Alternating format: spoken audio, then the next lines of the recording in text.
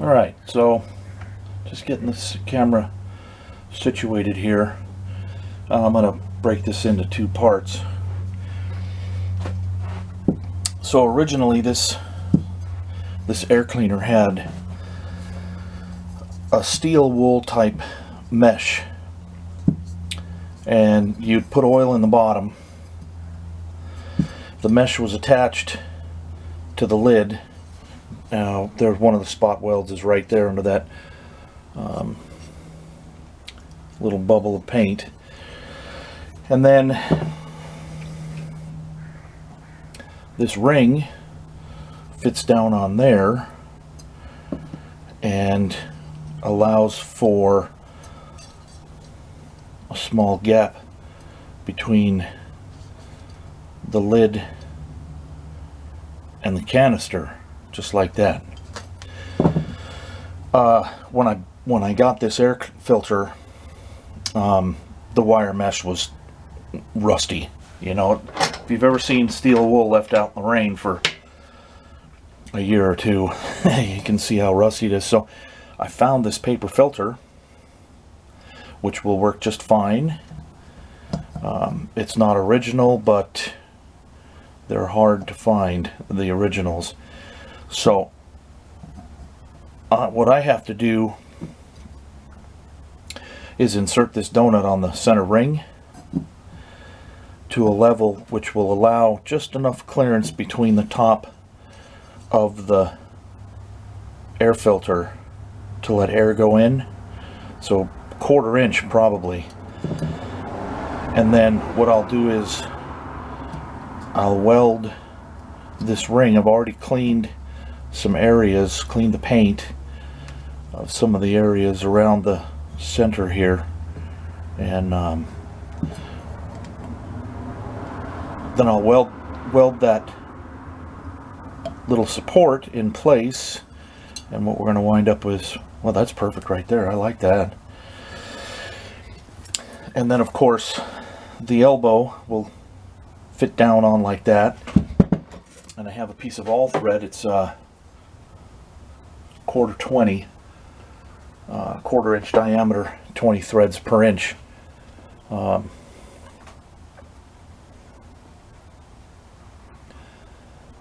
There we go.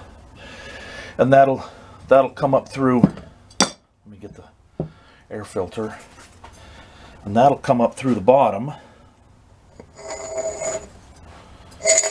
like just like that, and thread into here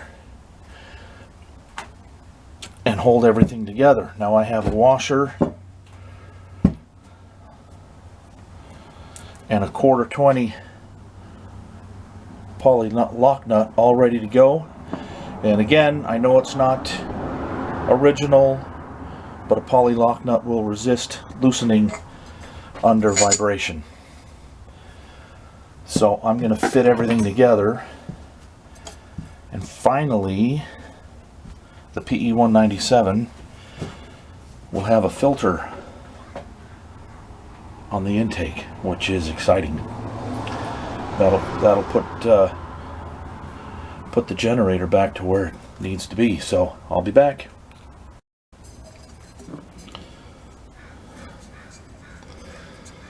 Alright, you can see down in there I just did a few tack welds. It's pretty firm, so everything's going to stay together.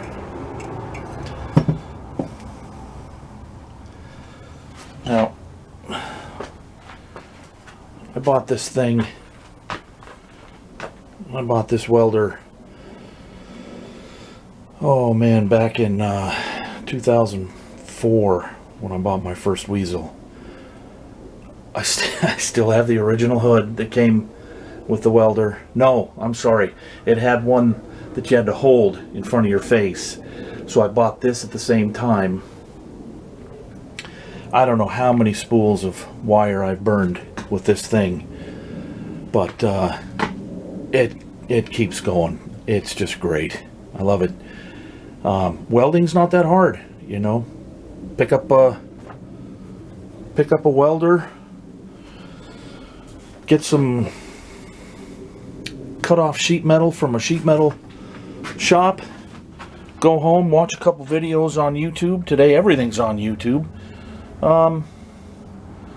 And learn how to weld. You can fix stuff around the house, you know, and won't cost you $140 an hour to have a welder come out. But anyway,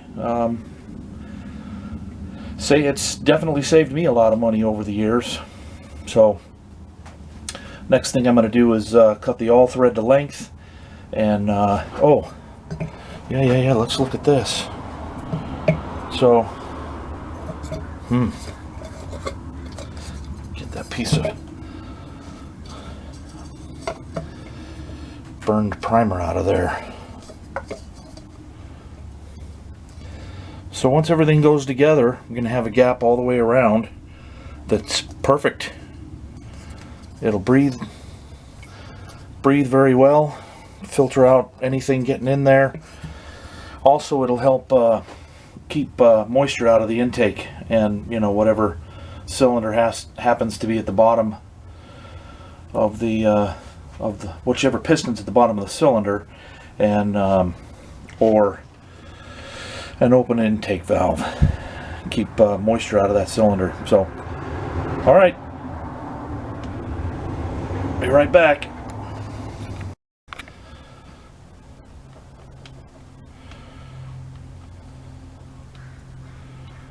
All right, so I cut a length of all thread, and you know, one of the things I'm thinking ahead to is that this all thread threads right into the elbow very easily. So what I'm going to do, I have this ultra orange thread locker from Permatex,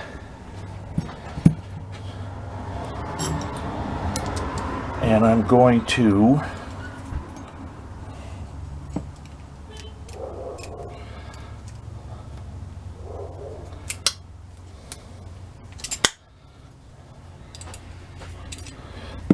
the underside here has a little bit of a concave area, so the head of this 1/4 20 poly lock nut will fit fine right there.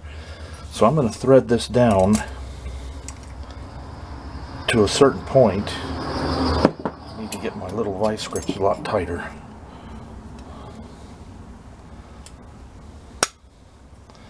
Tighter than that. Okay.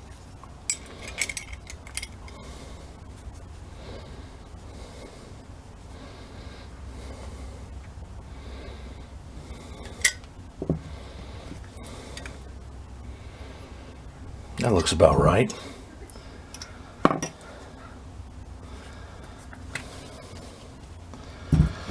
And I'll put some of the thread locker on the threads.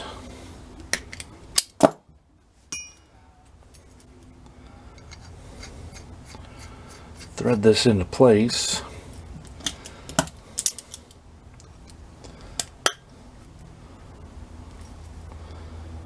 And then jack screw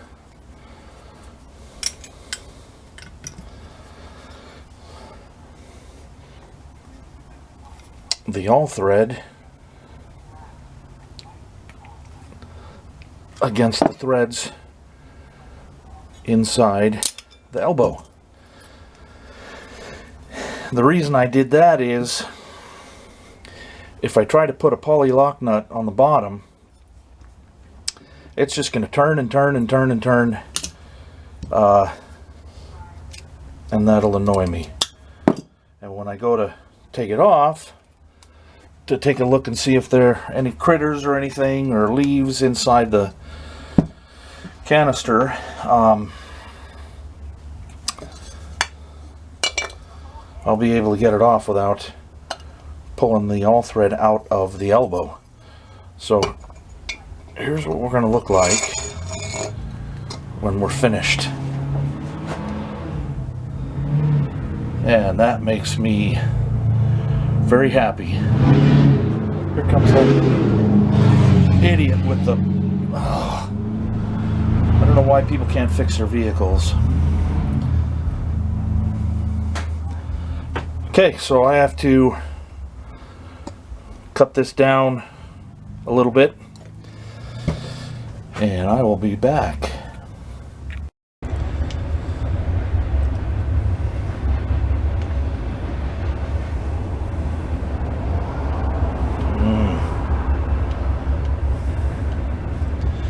Alright, let's put this together. Cut the all thread down a bit. Then I took the end over to the grinder, chamfered the end. I've already test fit the nut. So let's stack this thing together.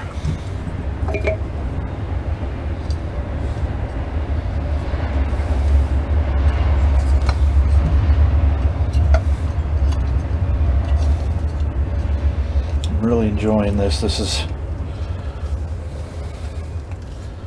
so awesome. This is something I've wanted to have completed for a long time. You know, an engine just doesn't want to, shouldn't just run an engine without an air cleaner. God, that fit in there perfectly. Look at that. There's a little bit of pushing, and this part on the top fit in here perfectly. Oh, I like that. Awesome. So that'll hold that together.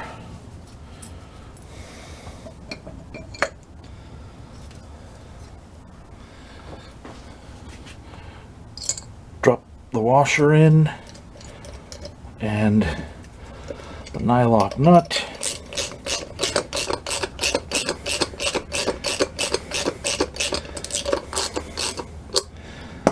Oh man, that's awesome. Love it. Okay, more movie trivia. Who saw Galaxy Quest? Tony Shalhoub was the mechanic of the ship, and he beamed that rock monster into the cargo bay and it destroyed the lizard looking aliens. And he looks around and says to the gal, "It's the little things in life that make things worth living." Something like that. Anyway, this is awesome. Oh, I'm so happy for this. Then these two screws here, I have to build a support because this is a little bit heavy. The carburetor is cast brass, and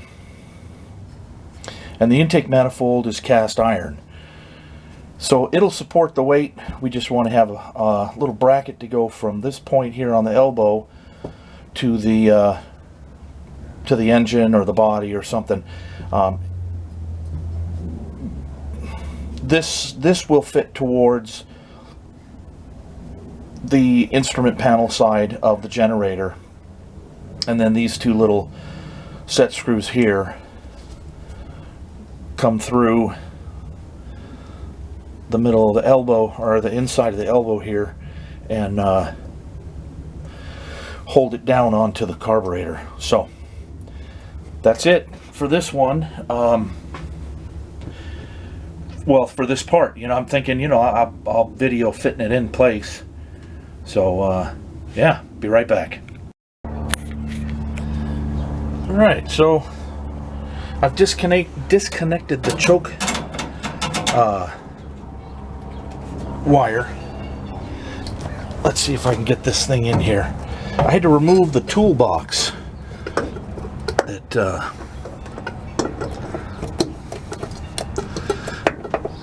where my arm is going through. Oh man, look at that. Oh, that's awesome. I love it. And then all I got to do is, I trial fit this once already. I had to take the jam nut off of this inner lockdown screw because it was interfering with the oil breather here. And you can see that this hose, this line here, goes to the intake manifold. That also helps lubricate the top end, and you know, keeps the oil vapor out of the engine and actually the engine compartment, so it burns the oil vapor off as the engine's running. But I can't believe that. That is, I want to cuss in excitement and go, yeah. But I want to keep it clean too. So, well, that's it for that. I'm done with this video. I'm going to make a few little adjustments later when I go to run the generator for a test. I'll talk about what I did. And look at that gap. That's excellent. That's all I can say. Excellent. All right. Thanks for watching. Later. Well, I guess I wasn't done yet. This is it for the video. I disconnected the manual choke, installed the air filter, and reattached the throw rod for the automatic choke. The engine isn't too hot. I ran it maybe for a few minutes. I also put an elbow on this so it points to the door. The air inlet is here. The air outlet is there. It blows very generously, and it'll help keep me from getting asphyxiated in this little tent when I run the generator. So let's fire it up.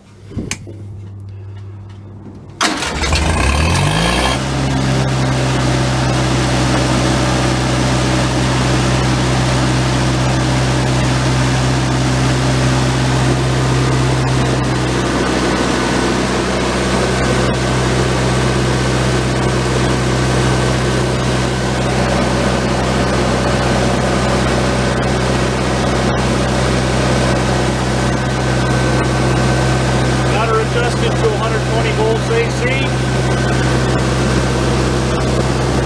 The ammeter is charging the battery. Got excellent oil pressure. Water temperature is still less than 100 degrees.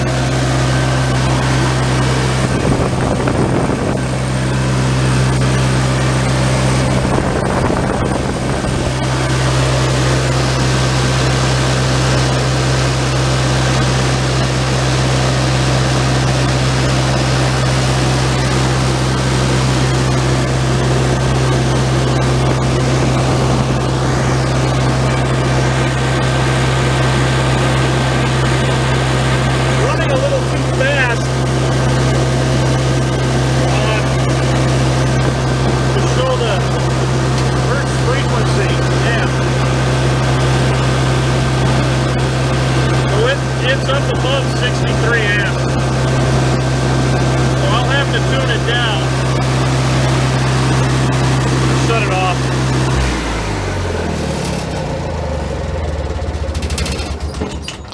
So it's running a lot better.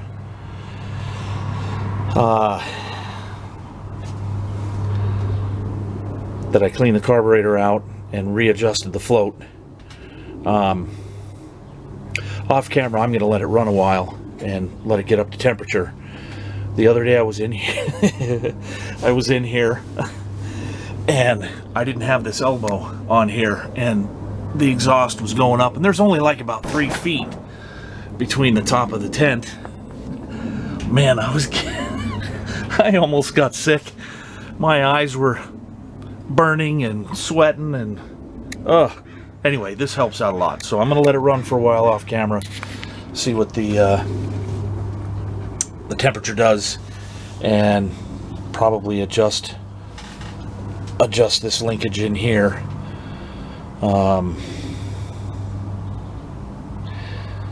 so that it will run at a proper 61 hertz. Okay, so now the video's finished. Thanks for watching.